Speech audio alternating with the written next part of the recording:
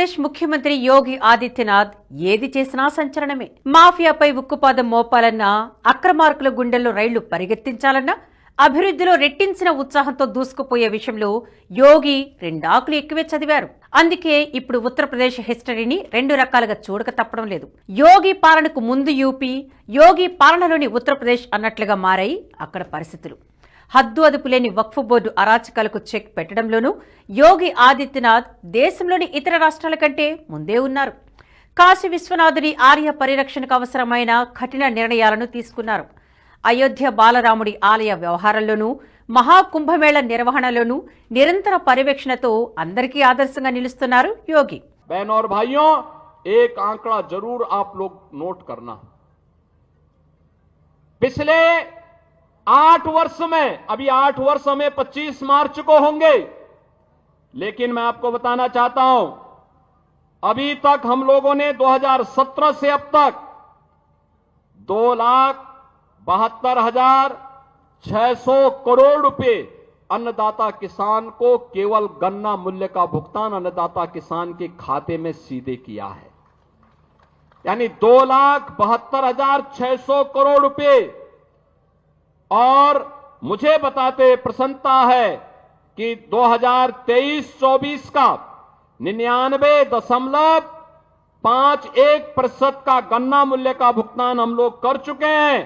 और इसके साथ ही मुझे बताते हुए भी कि 1995 से लेकर 2017 तक 22 वर्ष में जितना गन्ना मूल्य का भुगतान विपक्षी दलों की सरकारों में हुआ है, चाहे वह समाजवादी पार्टी की सरकार रही हो या बहुजन समाज पार्टी की सरकार, उससे 22 वर्ष में जितना इन्होंने गन्ना मूल्य का भुगतान किया है, हम लोगों ने मात्र 8 वर्ष में, 8 वर्ष से कम समय में उससे ज्यादा लगभग 60,000 अधिक गन्ना मूल्य का भुगतान अब तक हम किसानों को कर चुके हैं। यानी उनका 22 वर्ष, हमारे 8 वर्ष उस पे हावी हैं। इसका मतलब अन्नदाता किसान के लिए अच्छी दिशा में सरकार ने कार्य प्रारंभ किया है और सरकार इस कार्यक्रम को आगे बढ़ा।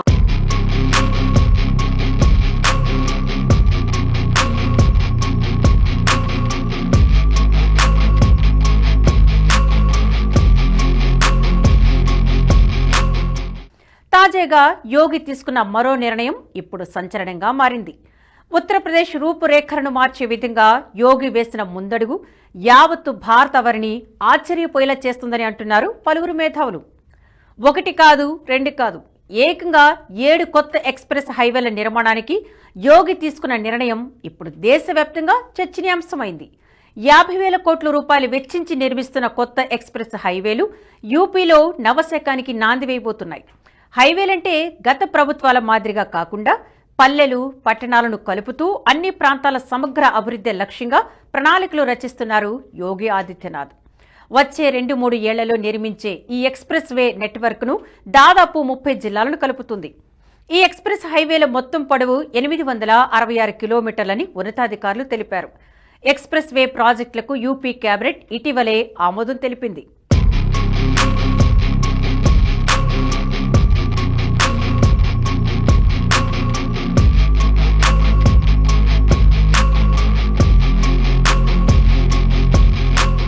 ఉత్తరప్రదేశ్లో భారీ పెట్టుబడుల లక్ష్యంగా ఎక్స్ప్రెస్ వేలకు శ్రీకారం చుడుతున్నారు యోగి ఆదిత్యనాథ్.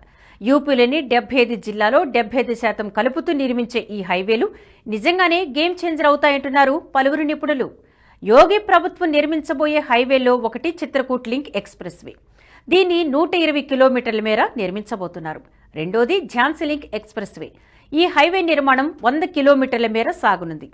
ఇక జవార్ లింక్ ఎక్స్ప్రెస్ వేను 76 కిలోమీటర్ల మేర, వింధ్య ఎక్స్ప్రెస్ వేను 320 కిలోమీటర్ల మేర నిర్మించనున్నారు. Vindhya Purvanchal link expressway 100 కిలోమీటర్ల మేర నిర్మించనుండగా Agra Lucknow expressway, Purvanchal expressway link ను 60 కిలోమీటర్ల మేర నిర్మిస్తున్నారు. ఇక Agra Lucknow expressway, Ganga expressway link 90 కిలోమీటర్లుగా రోడ్డు రవాణా శాఖ అధికారులు స్పష్టం చేశారు.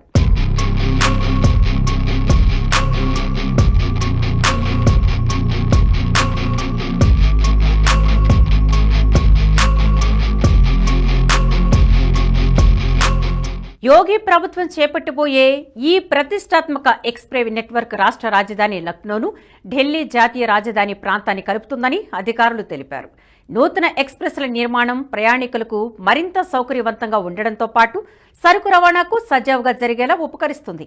అభివృద్ధిలో ఇతర రాష్ట్రాలకు భిన్నంగా దూసుకుపోతున్న యోగి ఆదిత్యనాథ్ యూపీలో 2 డజన్లకు పైగా జిల్లాలను అనుసంధానించే 5 ఎక్స్ప్రెస్ వే ప్రాజెక్టులు నిర్మిస్తున్నారు.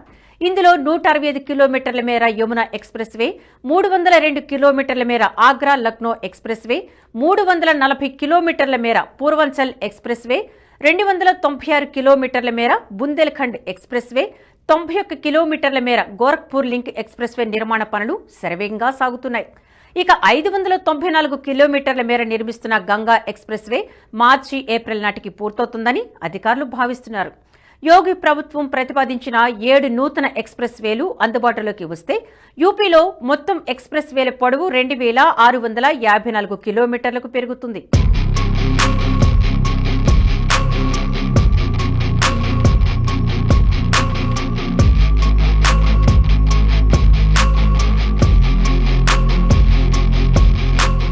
ఇక ఉత్తరప్రదేశ్లో భారీగా పెట్టుబడులకు యోగి ప్రభుత్వం అనేక చర్యలు చేపట్టింది. మౌలిక సదుపాయాల కల్పనకు పెద్దపీట వేస్తున్న యోగి ప్రభుత్వం రియాలిటీ, హౌసింగ్, ఫర్నిచర్, నిర్మాణ సామగ్రి వంటి పరిశ్రమల స్థాపనకు ప్రోత్సాహకాలు కల్పిస్తుంది.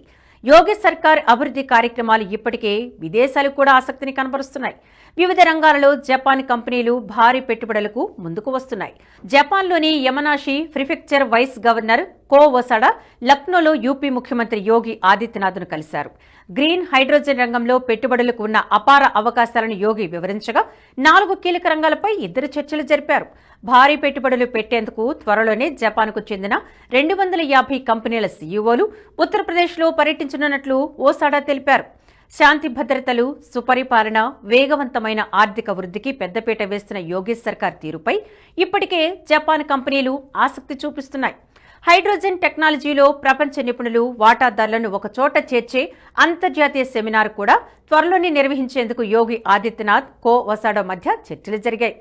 యూపీ విద్యార్థులకు గ్రీన్ హైడ్రోజన్ రంగంలో పారిశ్రామిక సాంకేతికతను అధ్యయనం చేసే అవకాశాన్ని జపాన్లోని యమనాషి విశ్వవిద్యాలయం కల్పిస్తోంది. ఉత్తరప్రదేశ్లో జపనీస్ పర్యాటకాన్ని పెంచడంలో బౌద్ధ సర్క్యూట్ కీలక పాత్ర పోషిస్తుందని ఓసాడా వ్యాఖ్యానించారు. జపాన్ నుండి పెద్ద సంఖ్యలో భక్తులు, పర్యాటకులు సారనాథ్, కుషినగర్, శ్రావస్తి వంటి ముఖ్యమైన బౌద్ధ ప్రదేశాలను సందర్శించడానికి ఆసక్తి చూపిస్తున్న నేపథ్యంలో ఆయా బౌద్ధ ఆరామాల అభివృద్ధికి యోగి ప్రభుత్వం పెద్దపీట వేస్తుంది.